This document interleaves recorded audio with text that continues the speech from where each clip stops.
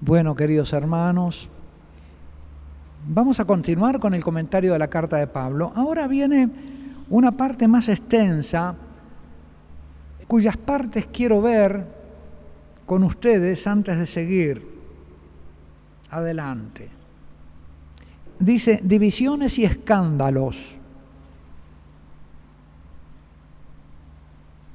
Después que Pablo ha reconocido la obra de la gracia en la comunidad, empieza a señalar, sin embargo, cosas que pertenecen a la respuesta de santidad y a la que hay que renunciar para santificarse, porque empieza a señalar los lunares de la comunidad.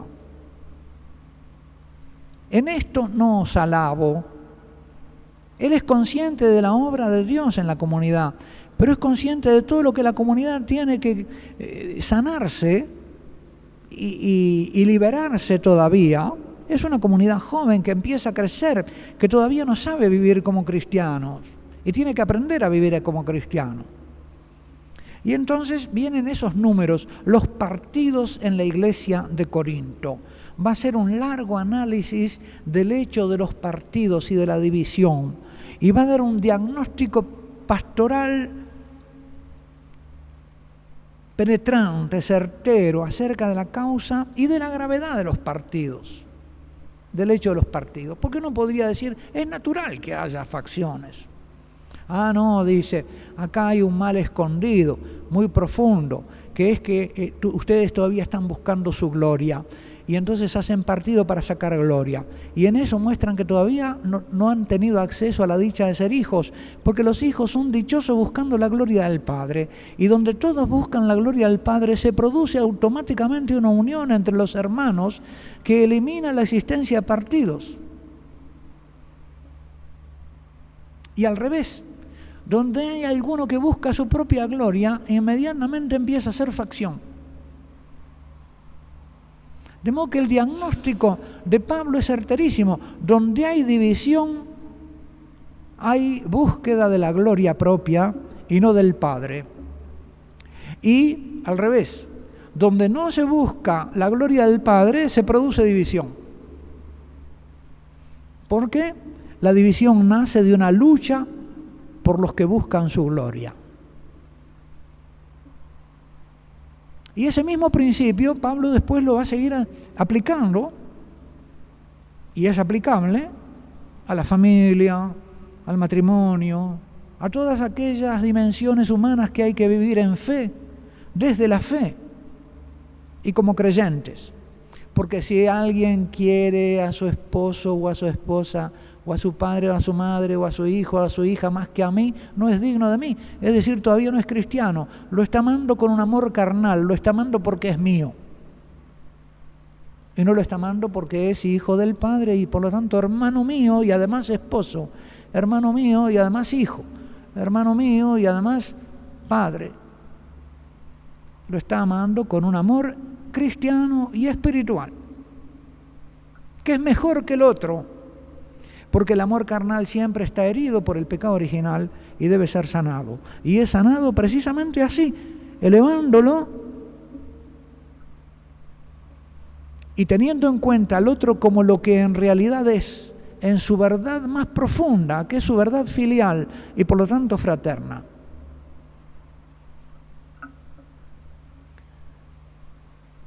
Y después hace un largo tratamiento teológico Pablo sobre este diagnóstico y un fundamento cristiano y propone el remedio, y al fin y después pasa a abochornar a los que se glorían. Ustedes que buscan gloria, fíjense. Y pone el caso del incestuoso en el capítulo 5, el recurso a los tribunales paganos en el capítulo 6, y la fornicación, la porneia, al final del capítulo 6. Y ahí como que concluye toda esta primera sección en que hace el diagnóstico del estado espiritual y carnal de los fieles de Corinto. Y en el capítulo 7 se abre más bien la respuesta a preguntas que le han hecho.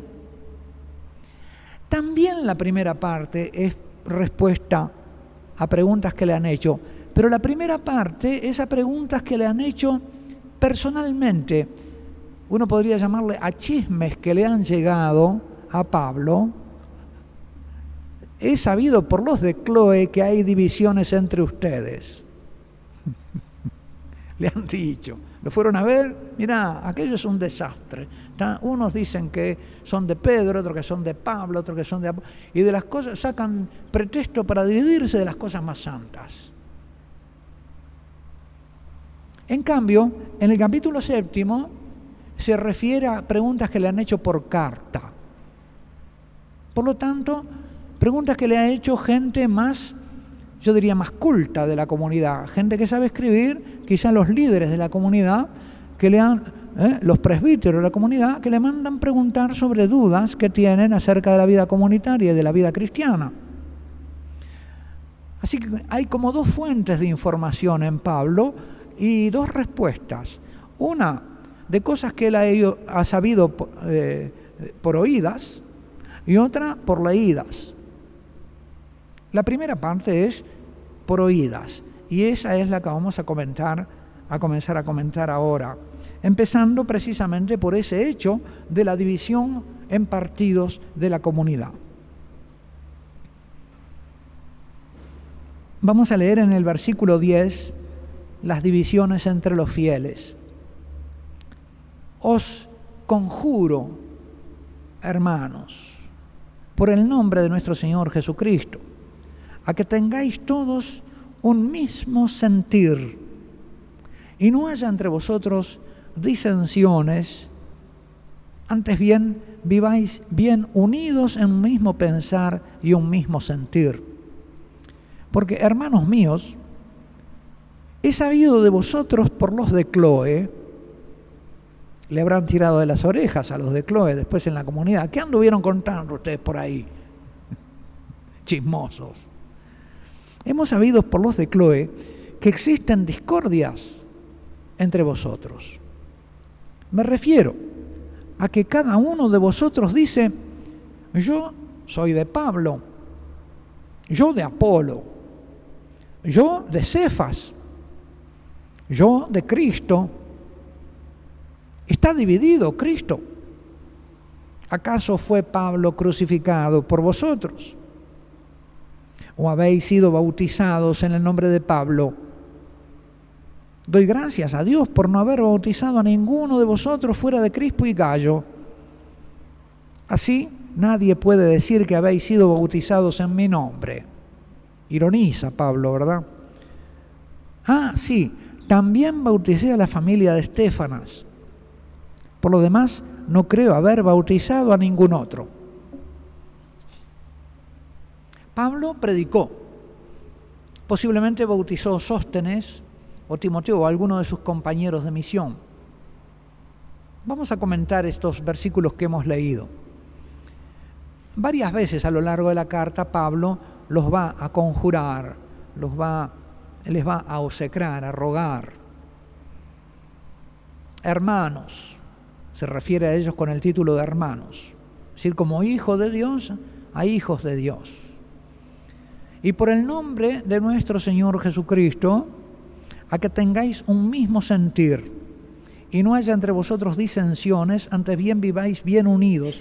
Quería llevar a esta palabra unidos, que tengo ahí subrayada, que nos remite al último versículo, en el versículo 9, hemos sido llamados a la unión con su Hijo, ¿no? Ven que es la última palabra, o digamos, el tema de la unión aparece al final de la sección del prólogo de la carta, de la introducción, y vuelve a repetirse ahora inmediatamente. Terminó con el tema de la unión, ahora como que da una puntada y enlaza con la unión. Terminó con la unión, porque preveía que iba a tratar de la desunión. Y por eso los conjura a que tengan un mismo sentir, es decir, el sentir en Pablo es el modo de pensar. El sensus, en el sentido del modo de pensar, En la carta a los Filipenses, en el capítulo 2, también le dice: tened en vosotros los mismos sentimientos que Cristo Jesús. Es decir, la misma manera de pensar que Cristo Jesús, el cual, siendo de condición divina, y empieza a describir cómo es que Jesús pensaba y cómo Jesús hizo, que siendo de condición divina no se aferró a su gloria, sino que se despojó y, pasando por un hombre cualquiera, se abrazó por obediencia a la cruz y a la muerte de cruz. Así pensó Jesús, no se aferró a su gloria. Y por eso Dios lo glorificó y lo exaltó. Y le dio un nombre sobre todo nombre, para que a su nombre se doble toda rodilla en el cielo, en la tierra, en los abismos. ¿Qué? ¿Para su gloria? No, para gloria de Dios Padre. Es el tema de la gloria, importantísimo. Tengamos un mismo sentir, no busquemos nuestra gloria, sino la gloria del Padre. Y estemos todos de acuerdo en esto. Tengamos unión en esto. Pensemos como Jesús pensó. Jesús no buscó su gloria, buscó la gloria del Padre. Es decir, no se buscó a sí mismo. Quiso vivir no para sí, sino para el Padre. Y no haya entre vosotros disensiones, sentidos distintos. Después va a hablar de discordia. La disensión es distinta manera de pensar. La discordia es distinta manera de amar. Es separación de los corazones. La disensión, separación de las cabezas. No necesariamente la disensión, la separación en el pensar, produce discordia, pero muy a menudo la causa de la discordia está antes en la disensión. Se piensa distinto, se discute y se termina dañando la unión de los corazones. La concordia, la comunión de los corazones. ¿Y ahora por qué los invita a la unidad? Porque ha oído que hay partidos en la comunidad. Que unos dicen: yo soy de Pablo. Posiblemente estos que dicen soy de Pablo son los paganos que se han convertido por la predicación de Pablo. Otros dicen yo de Apolo, que era un judío alejandrino que había llegado a Corinto predicando, pero que todavía no tenía completa su formación cristiana, que terminó de recibir de Aquila y Priscila, los compañeros de Pablo, pero que era muy, muy elocuente, muy sabio y muy bien formado en la elocuencia de la época. Era un hombre elocuente que sabía hablar, que hablaba maravillosamente bien, era un deleite oírlo. Y por lo tanto, los intelectuales, posiblemente la parte culta de la iglesia de Corinto, dicen: no, yo me quedo con Apolo. Oíme, Pablo habla, pero no habla como Apolo. Sí, no vas a comparar. No tiene retórica, no tiene escuela. Le falta academia. En cambio, oíme, Apolo habla bien. Esos párrafos tan bien armados, y además, fíjate, la lucidez intelectual, los argumentos de la Escritura son redondos, está clarísimo, ¿no? Sabe hablar. Pablo, mucho entusiasmo, pero va y viene para atrás, ¿no? Digresiones, no sigue las leyes de la retórica.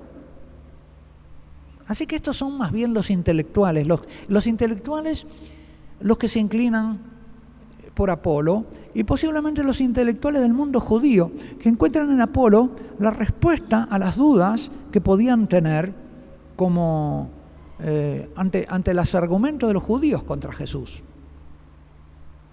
Yo de Cefas. Cefas es posiblemente el partido judío de Corinto, el más judío, porque Cefas era la cabeza, sobre todo, de la iglesia de Jerusalén. Y otros que posiblemente querían planear, sobre todo los partidos, yo de Cristo. Pero haciendo de Cristo un partido más. Es decir, defendiendo la verdad, pero desde la carne, lo cual también es posible. De modo que Pablo a estos no los justifica, los pone entre los partidos. Y entonces dice, ¿qué pasa? Dice, Cristo está dividido, el cuerpo de Cristo está dividido. Acá está todo el tema de la unión, ¿verdad? Que empezó en el versículo 9, se enunció en el versículo 10 y ahora vuelve a retomarse acá con el tema de la división. Los partidos estos están desmembrando a Cristo. Acá como que mete el dedo en la llaga y muestra la gravedad de los partidos, que ellos como gente que venía de un mundo dividido en partidos y en sectas y en intereses distintos, sabios, prudentes, nobles, influyentes. Después vamos a ver esas divisiones en la comunidad, los distintos grupos posiblemente. Que Cristo está dividido. Vamos a ver en el capítulo 12, en la comunión, en la Eucaristía, unos se iban a un grupito a comer y los otros no se dividían en la Eucaristía misma, en grupitos por diferencia, se ve, de clases y sociedad. Y Pablo dice, es el problema de la división en Corinto, de que todavía la unión fraterna y filial no ha impregnado toda la vida de la comunidad. Y hay, por la búsqueda de la gloria más profunda, todavía una predominancia de esas divisiones de razas, clases sociales, prejuicios que están dominando entre ellos y que toman a un hombre como bandera. A un hombre según lo que representa para ellos. Pero no es que yo sea de Cristo, sino que yo me apodero de Cristo como bandera. No sé, yo digo que soy de Pablo, pero en realidad lo hago a Pablo mío. Yo digo que soy de Apolo, pero me apodero de Apolo al hacerlo cabeza de mi facción. Lo uso. Y por eso Pablo, más adelante en la misma carta, va a decir, les va a dar vuelta al argumento y le va a decir que sea Pablo, sea Apolo, sea quien sea, todo es vuestro. Vosotros no sois de Apolo. Apolo es vuestro, Pablo es vuestro. No digan, yo soy de él, digan, es mío. Pero yo soy de Cristo y Cristo es del Padre. Todo es vuestro. Pero les da vuelta el argumento, ¿no? Diciendo, no digan yo soy de Pablo, digan Pablo es mío, porque es de nosotros. Pero en nosotros es de Jesús y Jesús es del Padre. Y entonces está dividido Cristo. Pablo fue crucificado. O sea, habéis sido bautizados en el nombre de Pablo, etc. Y lo que hemos leído, ¿no? No hay mayormente otras cosas que explicar en lo que acabamos de leer. Hagamos una pequeña pausa de 5 minutos y seguimos con la sabiduría del mundo y la sabiduría cristiana, que es una parte gloriosa de la carta.